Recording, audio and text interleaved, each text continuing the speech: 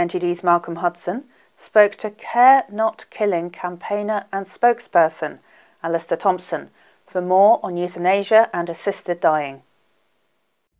Hi Alistair. So supporters of euthanasia put it forward as a way to kindly help people end their lives, but it also raises lots of issues. What problems are there to state-supported assisted suicide? So there's a huge number. If you look at the international comparators, so places like Oregon and Washington, a majority of those who are ending their lives cite fear of being a burden as one of the reasons why they made that decision. Whereas if you look at places like Canada, we very quickly have seen the safeguards being eroded, disabled people who are merely asking for $5,000 ramps to be put in their homes being offered an assisted death instead of that social care and support that they should be entitled to.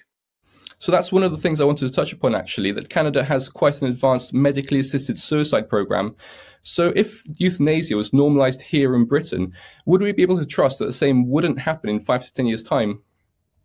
Well, I think that's one of the major concerns that, as a campaigner against assisted suicide and euthanasia, Care Not Killing has.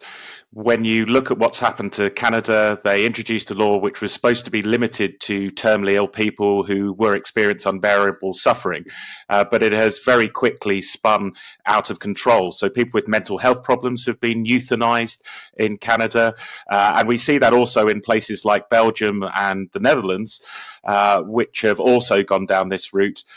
Indeed, in Belgium and Netherlands, the fastest growing group of patients who are having their lives ended by the state are actually having that done for mental health problems. And so how should the government handle the question of whether to support assisted suicide, and what other measures could be taken to support people? Well, I think the recent health and social care report, which was published earlier today, highlights there is a massive problem in palliative care.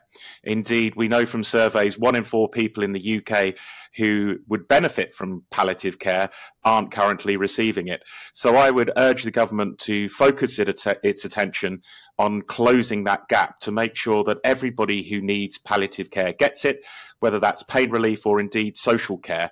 And if we do that, then I'm fairly confident, and the data suggests that there isn't a requirement for either assisted suicide or euthanasia.